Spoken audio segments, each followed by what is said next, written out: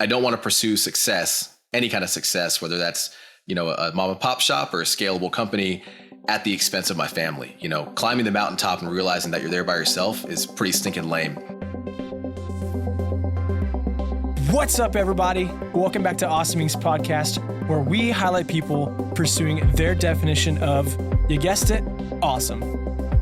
So buckle up and get ready for some more success story adventures and failures from Kentucky's tech and entrepreneur community.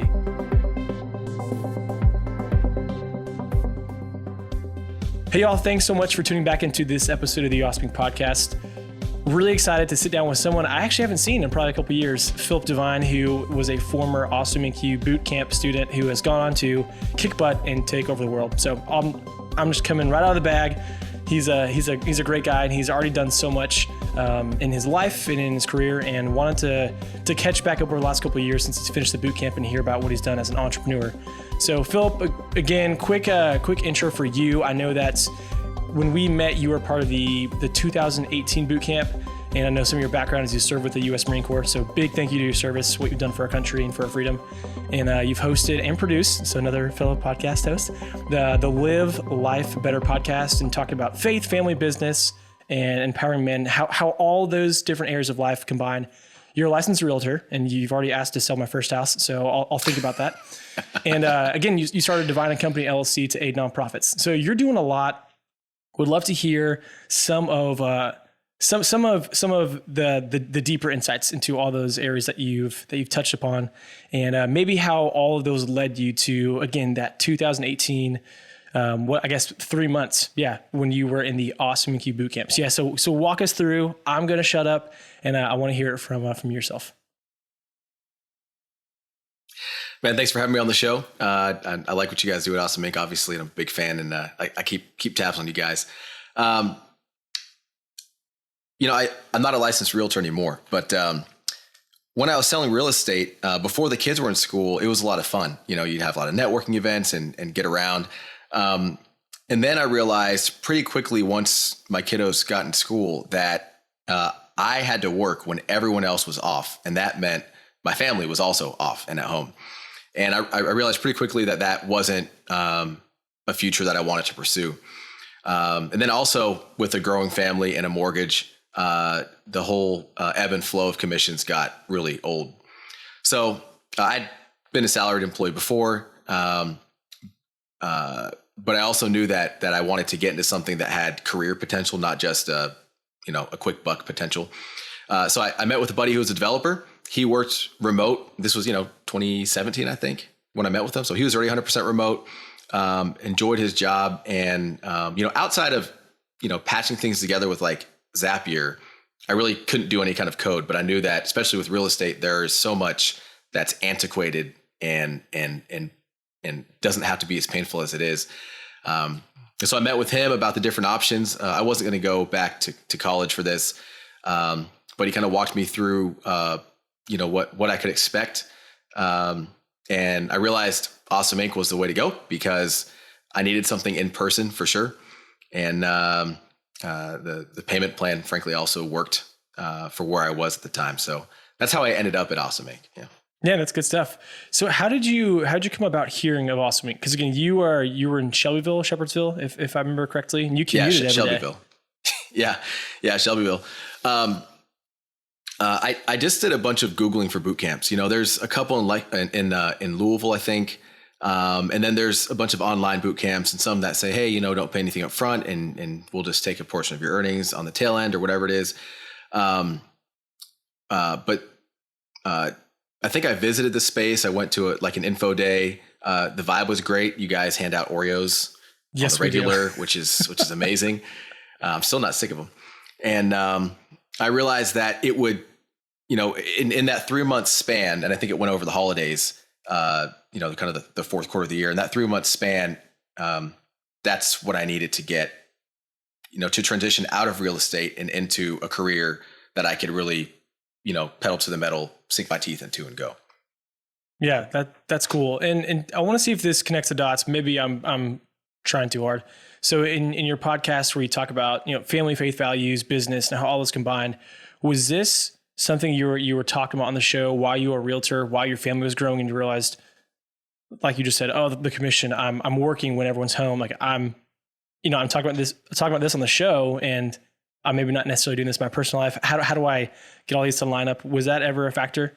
Yeah, absolutely. I mean, the rub is that, the Live Life Better podcast, I don't think it's been updated in a couple of years, assuming it's still out there, but it was essentially me thinking out loud about how to be intentional about loving my family well while, succeeding professionally. It was just thinking out loud. I mean, I was, a younger guy then, and there's lots of mistakes I made on the way, but it was just a way for me to make sure that I spent at least an hour thinking about how am I going to do this? What are some ways to resolve conflicts with my wife? How can I love my kids well? And how can I still pursue my career? So that was a big part of it. I mean, I realized, you look at a lot of tech entrepreneurs, and I thought maybe Bill and Melinda Gates would be an exception to the rule. But I don't want to pursue success, any kind of success, whether that's, a mom and pop shop or a scalable company, at the expense of my family. Climbing the mountaintop and realizing that you're there by yourself is pretty stinking lame. And for all the accolades and everything that a lot of those folks have, I personally don't think I would be happy. I can't speak for them, but that's not where I want to end up, being super successful professionally, having my kids estranged from me and my wife leaving me or whatever, because, I'm not around. So yeah, big part of that. I'm not going to hit in, but internally, I'm like, that was the nugget I wanted to hear. That's so good. So I appreciate you sharing that. We'll definitely come back to this topic. It's too important for me. So let's talk a little bit about the boot camp now. So again, you went through that 4-week window of the prep work remotely. Again, you commuted every day to the space. And some people might think like you drove every day all that way, an hour each way. Like that's such a sacrifice. Really, it's an investment to what you learned to where you are now. Tell me some of the highs and lows from your boot camp experience, because everyone I've talked with in the last couple of podcast episodes, we've actually sat down with former boot campers who have then gone on to lead companies and found companies, and it's cool to hear some of the same similarities, but some very big differences. So again, would love to hear some of your experience through your perspective. Let me start with the lows first, because I like to end with the win. The lows is that the main thing is that when I started the Awesome Inc. when I started the boot camp, I was doing a whole bunch. I was finishing up some real estate deals I had going, which took time. And then I was, probably not the best idea, I was also running for local school board here in Shelby County, a race which I lost. But that meant that when I was coming home from Awesome Inc. from Lexington, then I was going out and knocking on doors and trying to drum up support and campaign. And that made the uptake pretty difficult, honestly, with the concepts early on. The coding exercises, the challenges that we do, like the coding warm-ups every morning, I couldn't stand those. I couldn't stand them. I like to think it's because I like what coding can do versus just tech for tech's sake. But the reality is it also meant that I had to face something big, hairy, and scary, which was coding, computer programming. And I didn't really know what I was doing, and it was just a reminder of how much I still had to learn. So, lots of tough times in there. Great class though. Great instructors. My favorite part was demo day, because, that's what I love about technology. And I'm sure we'll get into that later. I loved that I was able to take a concept in my mind and turn it into reality, and then talk about that. It felt like a mini pitch competition, I was kind of pitching myself to the employers there, all of that. But that was my favorite part. That was the high. Being able to honestly, it wasn't even to show off what I did. It's just that I was able to finally use technology for what I was interested in, which is like using it to do a thing instead of just tech for tech's sake, if that makes sense. No, that's great stuff. And I think one of the funny things too, it's some people strongly dislike the demo day and pitching and talking about what you've learned. And some people, like the two of us, no surprise that's where we thrive. Yeah. Why don't you talk a little bit about demo day, that post boot camp window where you're figuring out how to apply to new jobs. You just learned a new skill set, you're wet behind the ears. Some of that growth time period that you had to walk through, maybe how even some of the Awesome IQ team helped you go from, again, like you said, moving from being a realtor to, I'm applying to tech jobs. What am I doing? Yeah. So the app that I demoed was, I called it iloveitwhen.me. And, it's in the same vein as the Live Life Better podcast. But instead of something like Instagram or other social media channels where it is all about, it can become about accolades from everyone else, I wanted something where I could capture a memory and share it with a loved one. So for example, I would maybe write a note and post it, and then my wife could write a note and post it. And that's what our feed would be. And it would pop up and kind of remind you about what's important. So that when you're laying in bed at night, this was kind of my pitch, instead of scrolling through and looking at someone else's life and wishing that was that you had their life, you're instead scrolling, looking at all the good things that are going on in your own life. And that, is a lot more fulfilling. So that was the idea. That was the app. Very buggy, but still like it. Still me. No, that's super cool. Pursue it. But then after demo day, it's like game time, right? Because, I was fortunate to have enough cash flow to get me through, Awesome Boot Camp, and then maybe a month or so after that. But, I've got a mortgage, a wife, and 4 kids. Like, I need some income. So, I would spend, the first part of the day, I think most of the time I'd still drive into Lexington. I'd spend the first part of the day applying to jobs and keeping track of those. And then the second part of the day, working on the demo app, mainly so that I wouldn't, I think Janine and Matthew and some other folks said, hey, you still got to touch the code. You can't just let it be, or you're going to, in my fears, I forget, but also I'm not gonna be able to talk about it or do anything. So that's what I spent, probably 2-3 weeks doing. I don't remember how much time we left, but lots of applications, a couple interviews, and then 2 job offers. One of them wasn't going to work. It was part-time. And then the other one, the one that I took was for QA position, which I had no idea what that was. I'm like, well, I want to be a software developer, I know how to code. I know PHP, come on. I know what I'm doing. I knew just enough to get the interview and then just make a complete fool of myself during the coding challenges. And that's not a reflection of the instruction I received. That's a reflection on how I was using my time. Like I said, I was also campaigning for elected positions. So, so it was a QA position, and I took it because I needed it. And they said, I don't think I got it because I was, a tech ninja. I got it because they said, hey, a lot of candidates aren't willing to do the travel, 30 to 40%. And I was like, oh yeah, I can travel up to 70%. Yeah, no problem. Hoping that that's not what it turned into. But it turned out to be less than even 30%, and a good company to get my feet wet and learn about software development lifecycle and the importance of QA and how that fits in with everything and interacting with developers and other segments of the team. So that's how I got there to Bastion. Yeah, no, that was great. That gave me pretty much every insight I wanted to know from, again, we don't, even on podcasts, we don't always talk about the things like you just mentioned. Oh, I got the interview that I made a complete fool of myself. And I think that's the stuff that's the real life that people want to hear and know about. So yeah, appreciate you sharing that. What again, was that transition like from, you mentioned, oh, I know PHP, I know it all, to then you go to be quality assurance and an analyst for Bastion Solutions.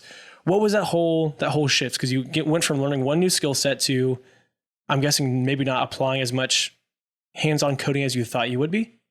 Right. Yeah. The reality is that as a QA analyst, I wasn't writing code at all. I was barely looking at code. I was doing a lot of database things in the background, but I was barely looking at code. And so, there's a lot of relief. Like, hey, I've got a job. I got my foot in the door. I was also really disappointed because I wanted to go into Awesome Boot Camp, spend 12 weeks and then go up against some, speed school of engineering grads and be like, yeah, let me in the door. Come on. Now, a lot of my peers, they got, engineering jobs right off the bat, and that's, kudos to them. But what it really helped me do was develop some key relationships. And while I talked to developers there and I said, man, are you working on side projects? And they'd be like, man, I look at code 8-10 hours a day. Like, I'm not going to go home and work on more code. I just don't want to. And I started realizing that this was actually a perfect opportunity for me because it let me get my feet wet. I'm not coming home brain dead. I'm still available to my family. I like the people I work with. It's a great team, great company. But it also meant that I could work on a side project and not get burnt out, which is, having my cake and eating it too. So a good friend of mine, Sean Patel, who's helping with the project right now, took the time to show me like object-oriented programming, walking me through C#, which is strongly typed, versus PHP, which is, I don't know, not strongly typed. You can do a lot more with PHP. There's fewer rules, I guess, with PHP. But it got me away from thinking about like the syntax of something to the big picture of like what I should have picked up and just added to what I learned at Awesome Inc., which is like, what does a variable actually do? And how do you manipulate the object to do the thing you want it to do? So that was really instrumental in getting me to working on my own side project, not I Love It When, but my own side project in a language that was brand new again, but in a capacity where it was self-paced. And I was able to pull on the concepts that I learned at Awesome Inc.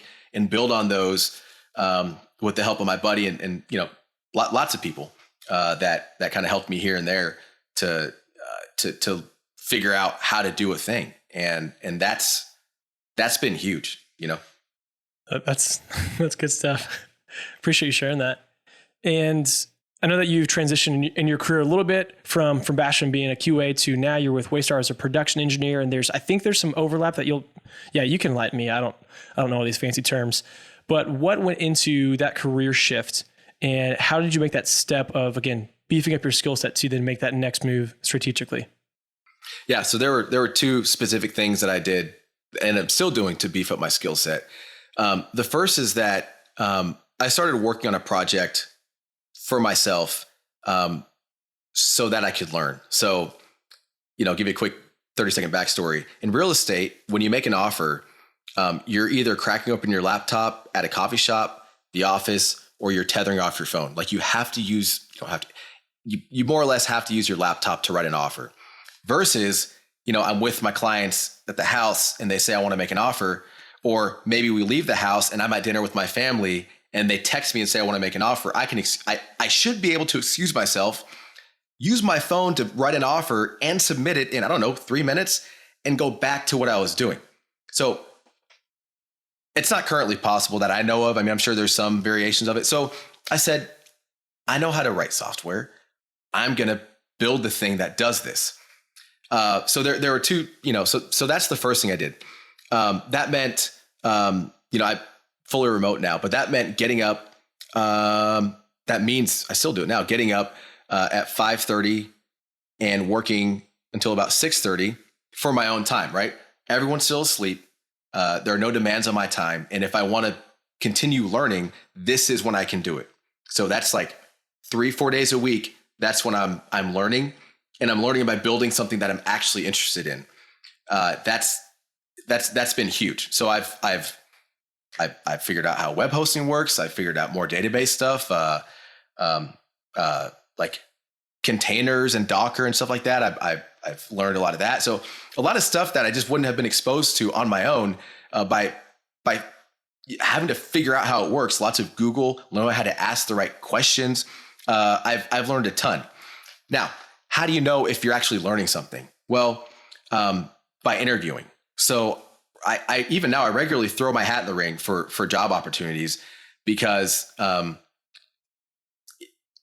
I get thrown a coding challenge, I used to just stumble my way through it, and now I don't. I've received other job offers that haven't been worth it for my current to leave my current position, but I went from sweating during interviews and looking like a fool to getting job offers. and that's, again, two things. That's working on my projects on the side because it's interesting to me about what's possible with code. And then also continuing to interview to see how are my chops? How am I stacking up against other candidates? In fact, I just lost out on one other opportunity. I didn't get a job offer most recently, but I came in second out of the top 10 candidates out of another 200 that applied. So that tells you how much progress I've made. And what is it? 2018, I went to the boot camp. So it's not like this is an overnight thing. Like, it's not super sexy, but it's really effective and it works. So that's how I've been able to transition to from Awesome Inc. bootcamp grad to QA analyst and being disappointed to production engineer at a company that I really enjoy and a team that I had no idea I would enjoy this much. And there's plenty of room for growth at Waystar. That's where we're at now, for all kinds of things. So, it kind of feels like the world is wide open for me right now. And it all started because, I attended Awesome Inc. bootcamp. Man, that's such a good tagline though, right there, what you said. It's not an overnight success. It's not sexy, but it works. It's effective. And again, that's the intentionality of you, like you said, waking up at 5:30 a couple of days a week, sewing into yourself, sewing into a skill set. And that's the stuff no one is going to see behind the scenes. Not even some of your best friends, maybe not even your wife. Gosh, yeah, that's so cool. That gets me excited. Okay. I'm gonna bring it back down a little bit because I could rant on that for a while. So in a similar fashion, like what we've just discussed, I've also seen some other bootcamp grads over the years who have gone on to start some of their own entrepreneurial, endeavors, or they maybe make a startup, or they go back to a company they were doing prior and they take over the new whatever, and they apply what they've learned. So what's been your main focus, again, outside of learning your current skill set, to continue pursuing something of your own? I know I mentioned earlier Divine and Company. Talk about some of your entrepreneurial, man, that's a hard word to say fast, entrepreneurial endeavors. Yeah. So when I was selling real estate, I always had something else going on, and that was Divine and Company to produce podcasts. So we produce podcasts for the American Lung Association, other nonprofits in Central Kentucky, and we also, this morning I recorded an interview with Torrey Smith Realty, #1 broker in Shelby County. So it's really fun. It's kind of a passion project. It's profitable, but it's also fun. But that's all it is. It's just a side project. It's for fun. What I'm currently working on, and I'll talk about this in a second, is calling it the Quill app, which is what I've been working on for the past year and a half, building a tool that agents can use to make an offer, from the sink and kitchen counter with their clients, and that's it. And then get back to what they do best, which is, client care, not sinking writing offers and that kind of stuff. And I've got a partner in that as well, who's an active real estate agent, Lee Murphy. So that's what we're working on. But, again, the rub is, guys like Evan at Simba and stuff that are killing it and doing awesome. I have to check myself and understand that in my context, it's not going to be pitching and raising money and all this stuff right now, because what I need to do now is make sure that home base is covered. Wifey and the kiddos are good to go. And that's kind of what it is right now. So I've got it on my list to pitch it at 5 across at some point. I keep a running tab on things like Access Ventures and all the other, VCs out there and stuff. But, really slow is smooth is fast. We'll get the beta test out hopefully by September, October, the beta app, to get it tested and then kind of go from there. But that's what keeps me going, because I have to keep learning stuff. And last thing on this, man, for the longest time with Divine and Company, the audio production, I know you do, everything with these podcasts. And I did that for the longest time. And I thought like, I can do this on my own. And then I made some really embarrassing mistakes for clients. Like, I'd send their emails out with the podcast link, and there was, maybe I meant to write the word shift, but I left out the F. Yeah, that's, when people are paying you, that's awkward. So I've got a small team of contractors that help me with stuff. But with the Quill app, which we're working on right now, what I keep telling myself is It's that proverb that says, if you want to go fast, go alone. If you want to go far, go together. And so, I don't have the bandwidth to go pitch it and do all these kind of things right now. And that's okay. But I do have a team that's with me, and together, I think we will become a success. Also, the real challenge is, can you build a company, just like the Home for Dinner podcast, if you look it up, also produce that one. Can you build a company? Can you scale it? Can it be successful without sacrificing your family?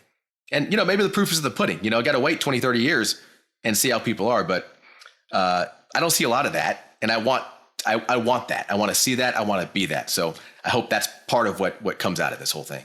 No, yeah, it definitely sounds like that. And it's very obvious what you value and what you care and how you are intentionally acting. Like you use home base quite a bit. So to keep home base taken care of, I love that. And I think, man, one of the really fun things to hear about, again, your journey, it's been a handful of years and now you're working on what you're really stoked about. You found a problem, gosh, a handful of years ago when you were a realtor that, oh, I can't do this, type up something, do it in a few minutes. And then now I'm back to what I was doing previously. It's, oh, I need to go sit down, unplug, write this thing up. It's going to take a minute. Okay, now I'm good. Let me go back to what I was doing. And so you're solving a problem that probably many people have faced, and you went out, you learned the skill set. You went out, you learned some other things, and you went out and you learned some more stuff.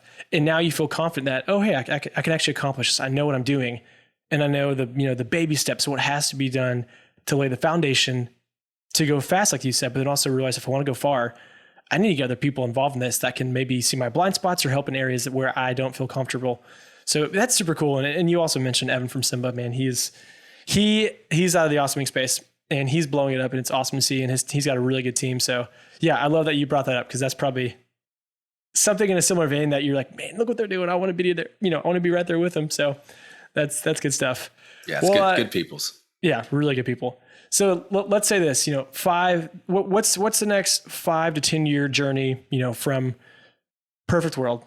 Take off any governor of like, what would your ideal life look like as an entrepreneur solely focusing on Quill app, or maybe Quill is the first step to the next few things? What does that look like? Let me just describe my day. How about that? Can I start there? That works. 5 years from now, I'd like to be working from like 6 a.m. to 12 p.m. That's like my flow state. That's when I get the most done in the mornings. And then and be working on Quill with a team of people that work remotely, asynchronously. And in a perfect world, it would be bootstrapped. No fundraising, none of that, additional pressure that exists. And other than that, I'd still be focusing on making sure that home base is good to go. Spending time with my wife like we do now. We go to the gym at lunchtime when the kids are at school. We do that together. CrossFit, if you know, you know. And then spending time with the kiddos. In 5 years, my oldest daughter's going to be 17. And, one thing that my wife and I talk about is outside of me making sure that, I'm successful at work and at home, we're also cognizant of the fact that, like, when the kids are at the house, what do? We have 4 kids. Like, we got to make sure that we have a relationship too. And so, I don't count like in 5 years, like I don't count success professionally if like at home it's not working. You know what I'm saying? It just doesn't count. So whether I'm working just 6 hours a day on Quill, killing it, or I'm a software solutions architect or whatever at Waystar, some other company, I'm okay with either one of those options. And so far, I haven't had to make a choice between either one. I get to do both.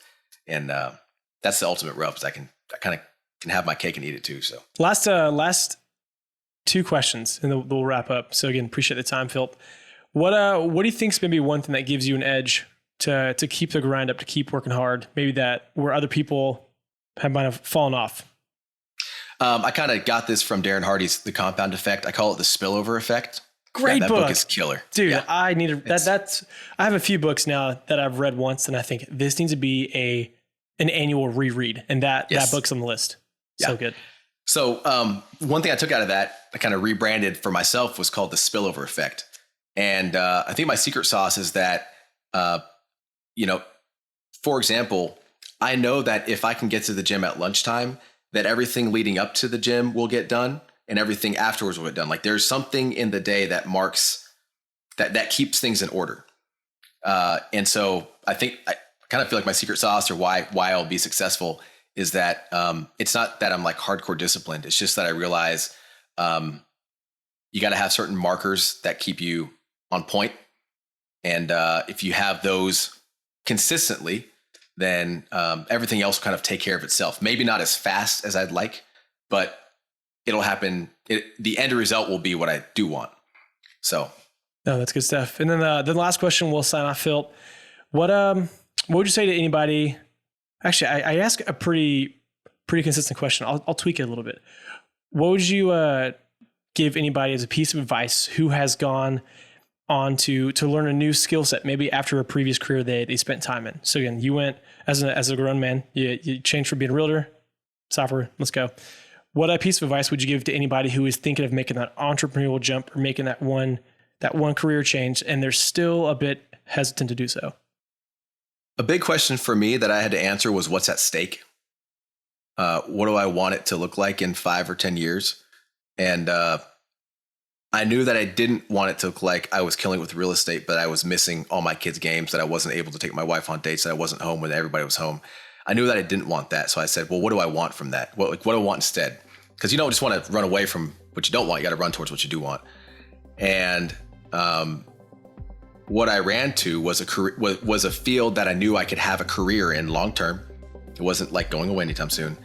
And one that allowed me to live my values and be in integrity with the things I value. So what's at risk? And then what are you willing to do to get there? Man, that was gold.